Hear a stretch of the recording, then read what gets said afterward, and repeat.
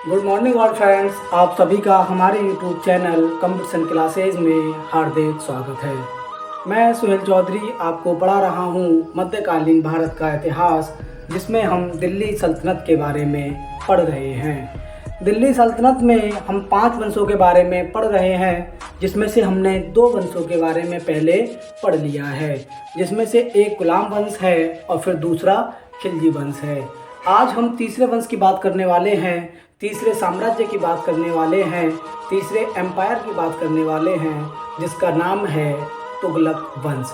सबसे ज़्यादा टाइम तक शासन करने वाला वंश है ये दिल्ली सल्तनत में।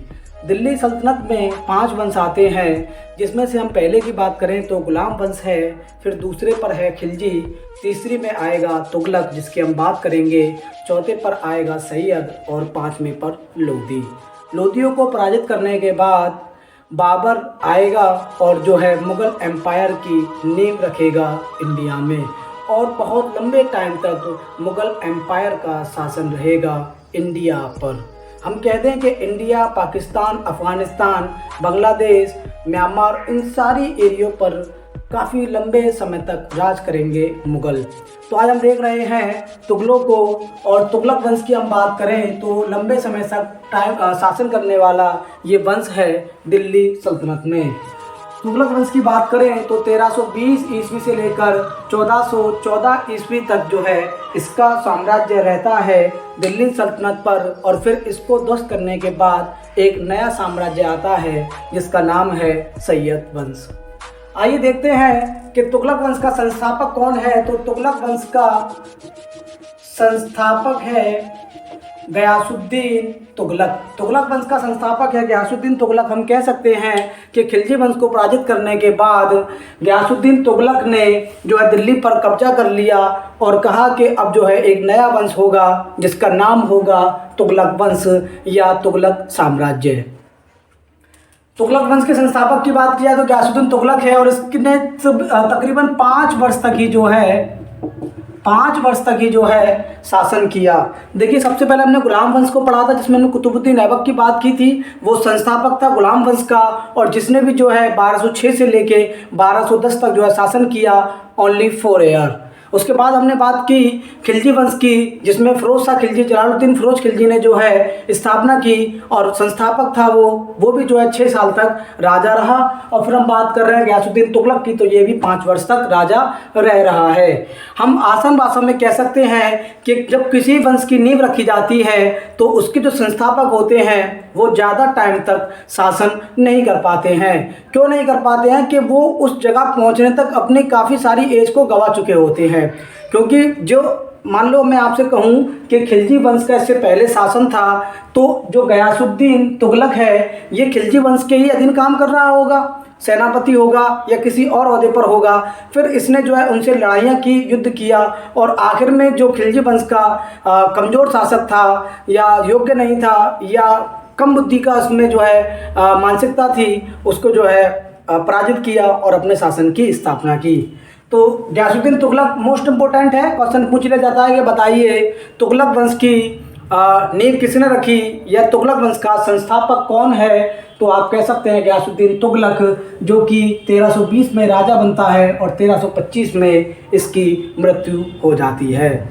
5 साल तक राज करता है। इसके बाद जो आएगा, अधिकांश मैंने ऐसा देखा है, क्योंकि मैंने बड़ी बारीकी से हिस्ट्री को समझा है, तो जब मैंने गुलाम वंश को पढ़ाया था तो मैंने उसमें भी यही देखा था कि कुतुबुद्दीन ऐबक ने स्थापना की, संस्थापक था वो गुलाम वंश का, और उसके बाद जो इल्तुतमिश उसका दामाद आया वो वास्तविक संस्थापक कहलाया। मतलब उसने अपने शासन को बहुत फैलाया। सेम यही कहानी खिलजी वंश में देखने को मिली। जलालुद्दीन फ़िरोज़ खिलजी ने जो है स्थापना की, संस्थापक था वो खिलजी वंश का। उसके बाद जो अलाउद्दीन खिलजी आएगा उसने जो है अपने साम्राज्य को बहुत फैलाया, अपनी जगह बहुत सारी जगहों के अपने शासन में मिलाया, उन पर कब्जा किया, वो वास्तविक संस्थापक बना। इसके बाद भी सेम यही घटनाक्रम देखने को मिल रहा है। मोहम्मद बिन तुगलक आएगा, 1325 से लेकर 1351 तक ये राजा रहता है। तो आपसे पूछ लिया जाएगा तुगलक वंश के दूसरे शासक का नाम बताइए, तो आप आराम से बता देंगे मोहम्मद बिन तुगलक। 1325 से लेकर 1351 तक ये राजा रहता है, तकरीबन 26 वर्ष तक जो है ये राज करता है, और इसी का नाम है जौना खां। क्वेश्चन पूछ रहा था कि बताइए जौना खां किस तुगलक शासक का नाम है, तो अब आप आराम से बता देंगे मोहम्मद बिन तुगलक का नाम है जौना खां। ये इम्पोर्टेंट राजा हुआ तुगलक वंश का। तो इसके बारे में हम जब पढ़ेंगे बारीकी से तो एक एक पॉइंट जो है हम मोहम्मद बिन तुगलक के बारे में देखेंगे, और फिर तीसरा जो शासन आएगा, तीसरा जो शासक आएगा उसके बारे में हम बात करते हैं आपसे, तो उसका नाम है फिरोज शाह तुगलक। मैं आपको बता दूं कि जब शासन कर रहे होते हैं तो शासन करने के लिए या अपने साम्राज्य को बरकरार रखने के लिए जितने भी उत्तराधिकारी होंगे या जितने भी एक राजा के बाद दूसरा राजा जो आएगा, दूसरा सम्राट या सुल्तान जो आएगा, वो जो है काबिल होना चाहिए। ये फर्स्ट प्रायोरिटी है, ये शर्त है। काबिल कैसे होना चाहिए? हर मामले में उसको अच्छी समझ होनी चाहिए, ताकतफुल भी हो, बुद्धि भी अच्छी हो, डिसीजन मेकर हो, डिसीजन ले सके टाइम पर, तो आप जो है या कोई भी राजा अपने साम्राज्य को बढ़ा पाएगा। और उसके अंदर क्रूरता ना हो, कायरता ना हो। अगर उसके अंदर कायरता है तो वो युद्ध लड़ेगा ही नहीं। और पहले ये था कि अगर आपको अपने साम्राज्य को बरकरार रखना है तो आपको युद्ध करना ही पड़ेगा और दूसरे को हराना पड़ेगा। जो दूसरे लोग आकर कह रहे हैं कि भैया हम आपसे ज़्यादा ताकतफुल हैं, हमारे पास ताकत ज़्यादा है, पावर ज़्यादा है, तो आप हटिए, तो अगर आप उनसे बातचीत करते हैं तो आप कायर हैं। आपको उनका मुंह तोड़ जवाब देना होगा कि भैया आप अगर ताकतफुल हैं तो हम कम ताकतफुल नहीं हैं, हम राजा हैं इस जगह के, आइए युद्ध कर लीजिए, कोई बात नहीं। अगर आप प्यार से मान जाते हैं, संधि कर लेते हैं तो ठीक है, वरना हम युद्ध के लिए भी तैयार बैठे हैं, हम अटल हैं अपनी बात पर। मारो उनको भैया, युद्ध हुआ, आप जीत गए, काम खत्म। जब आपके अंदर कायरता आ जाएगी, आप युद्ध करना नहीं चाहेंगे, तो आपका साम्राज्य धीरे धीरे करके उसका पतन होता जाएगा, कमज़ोर होता जाएगा, और एक दिन उस पर कोई और अपना कब्जा कर लेगा, उसको आपसे हथिया लेगा। तो इतिहास हमें यही सिखाता है कि जो इतिहास में गुजर गया है, जो निकल गया है, उन्होंने क्या कमियां की और अब हमें उनसे क्या सीखना है, क्या सीखे हम, और हमें आगे क्या करना चाहिए, ये इतिहास हमें सिखाता है। हम तीसरे शासक की बात कर रहे थे, फिरोज शाह तुगलक की, जो कि 1351 से लेकर 1388 तक राजा रहता है। अच्छा राजा है, बहुत अच्छे अच्छे काम कराता है और तुगलक वंश को जो है और ऊंचाइयों तक ले जाने का प्रयास करता है फिरोज शाह तुगलक। कौन करता है? फिरोज शाह तुगलक जो है इस काम को करता है, और 1351 से लेकर ये 88 तक तकरीबन 37 वर्ष तक ये राज करता है। और सबसे ज़्यादा राज करने वाला तुगलक वंश में जो राजा है ये फिरोज शाह तुगलक ही है। दोनों इम्पोर्टेंट है, स्टार्टिंग के तीनों ही इम्पोर्टेंट हैं। ये इसलिए इम्पोर्टेंट है कि भैया इन्होंने संस्थापक थे, ये अगर यही ना होते तो ये वंश आ ही नहीं पाता। तो ये संस्थापक हैं, ये वास्तविक संस्थापक हैं इसके, मोहम्मद बिन तुगलक, फिरोज शाह तुगलक। फिर उसके बाद जो आने हैं वो अब इतने काबिल नहीं हैं, इतने योग्य नहीं हैं, और धीरे धीरे साम्राज्य को जो है अपना ख़त्म करते जाएंगे। तो आपसे क्वेश्चन पूछ लिया जाए कि बताइए सबसे ज़्यादा शासन करने वाला तुगलक वंश में कौन सा शासक था, तो आप आराम से कह सकते हैं तीसरा शासक फिरोज शाह तुगलक था, जिसने 1351 ईस्वी से लेकर 1388 ईस्वी तक राज किया। इसके बाद देखते हैं चौथा जो राजा आएगा, गयासुद्दीन तुगलक सेकंड आएगा। क्या नाम है इसका? गयासुद्दीन तुगलक सेकंड है। फर्स्ट गयासुद्दीन तुगलक है जिसने तुगलक वंश का संस्थापक है। फोर्थ पे आया गयासुद्दीन तुगलक सेकंड, 1388 में राजा बना और 1389 में चल दिए। 1 साल तक ये तकरीबन राजा रहे। और सोचिए आप, 1 साल जब वो कोई बंदा राजा रहेगा तो वो क्या विकास करेगा, वो क्या ऊंचाइयों तक लेके जाएगा, क्या युद्ध की नीति बनाएगा, क्या सैनिकों को बनाएगा, क्या सीखेगा? वो बेकार है, वो ये भी कुछ ना कर सके। इसके बाद आएंगे 5वें नंबर पे अबू बकर तुगलक। ये 1389 से 90 तक रहेंगे, तकरीबन 1 साल। 1 साल से भी कुछ माह कम तक रहेंगे ये। तो जब ऐसे ऐसे राजा आएंगे जो 1 साल तक खुद टिक ही नहीं पा रहे हैं, तो वो क्या अपने साम्राज्य को बढ़ाने का प्रयास करेंगे? वो कुछ कर ही नहीं सकते भैया। 1 साल तो उनको समझने में लगेगी कि हमें करना क्या है, और जब उनको ये समझने में लगेगी तब तक तो जाइए भैया आप। तो पाँचवें शासक अबू बकर भी हो गए। छठवें आएंगे नसीरुद्दीन महमूद शाह, 1390 से लेके 94 तक, तकरीबन 4 साल तक जो है ये राज करते हैं। और कुछ चीज़ों पर अपना जो है बस ठीक है, जितना हमारे पास बचा हुआ है उसको संभाल के रखो, बस इतने में ही ये जो है खुश रहते हैं। और इसके बाद में जो राजा आएंगे नसरत शाह तुगलक, 7वें नंबर पे है नसरत शाह तुगलक।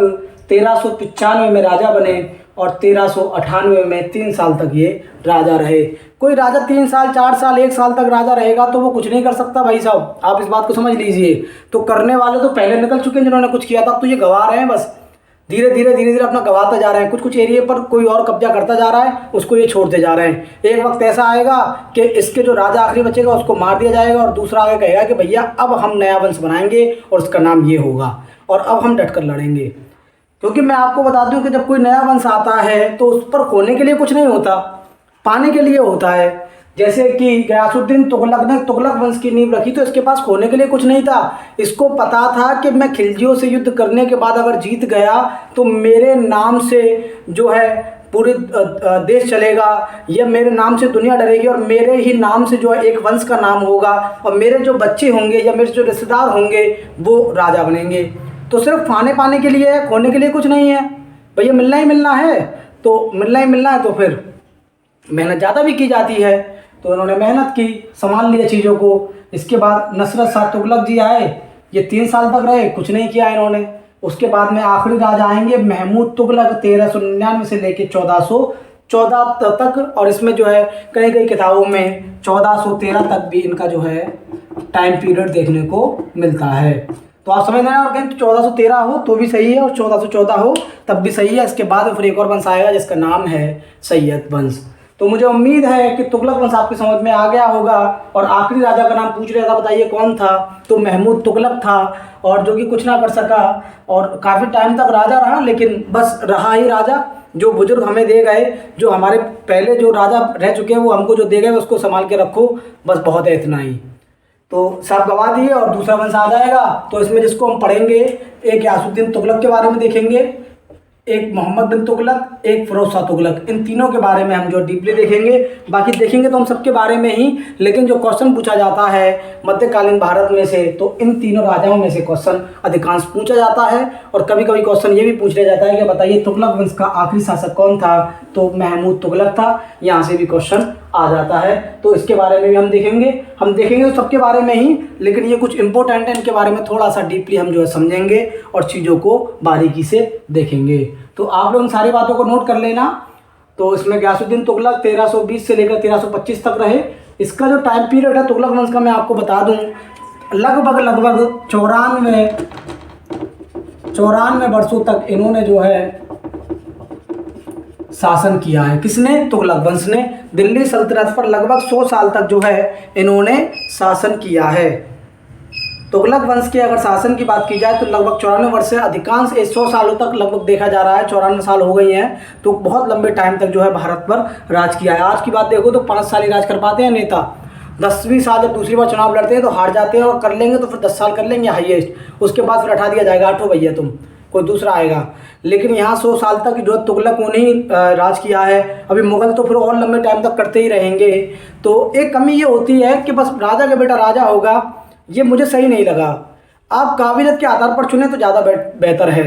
गुलाम वंश का कुतुबुद्दीन ऐबक जो था उसका पुत्र नहीं था। कोई किताब कहते हैं कि उसका पुत्र था बैराम शाह, आराम शाह उसका पुत्र था, लेकिन कुछ किताब कहते हैं नहीं था। उसको उठा दिया गया, वो क्रूर शासक था। उसका दामाद बना इल्तुतमिश, उसने साम्राज्य को बढ़ाया। तो अब ऐसे ही अगर हम बात करें जलालुद्दीन फिरोज खिलजी की, तो अलाउद्दीन खिलजी उसका भतीजा है, उसका पुत्र नहीं है। वो जब राजा बना तो उसने जो है कुछ शासन को बढ़ाया। तो ऐसा ना हो कि बस राजा का बेटा राजा होगा, ये सही नहीं है। आप काबिलियत के आधार पर चुनिए लोगों को। अभी जब हमारा देश आज़ाद है, हमने संविधान बनाया है, अपने देश का आइन हमारे पास है, तो हम काबिलियत देखते हैं, काबिलियत चुनते हैं। काबिलियत के आधार पर जॉब दी जाती हैं कि कोई IAS बनता है, कोई PCS बनता है, कोई पुलिस में जाता है, कोई नेवी, एयरफोर्स और आर्मी में जाता है। तो जिसमें जितनी काबिलियत है उसको पद दिया जाए, उसको पोस्ट दिया जाए। इट्स वेरी गुड, ये बहुत अच्छा भी है। तो ऐसा ही होना चाहिए। तो अब यहाँ हम इनके बारे में देखेंगे ना तो बड़ा मज़ा आने वाला है, ये किसने क्या किया, कौन कायर था, कौन लंपट मूर्ख था, कौन तर्क बुद्धि का यूज करता था, कौन इंटेलिजेंट था, समझदार था, है ना, कूटनीति अच्छी थी। इन सब के बारे में हम पढ़ेंगे और यही हमें क्या सिखाता है कि जो पूर्वजों ने गलती की वो हम ना करें और हम उनसे सीखने के बाद कुछ अच्छे प्रयास करें समाज के अंदर और कुछ अच्छा कर जाएं। तो तुगलक वंश आपके समझ में आ गया होगा, इसका आप जो एक स्क्रीनशॉट ले लें और इन सारी बातों को नोट कर लें और फिर किसी को कोई डाउट हो तो वो कमेंट में अपनी राय दे सकता है।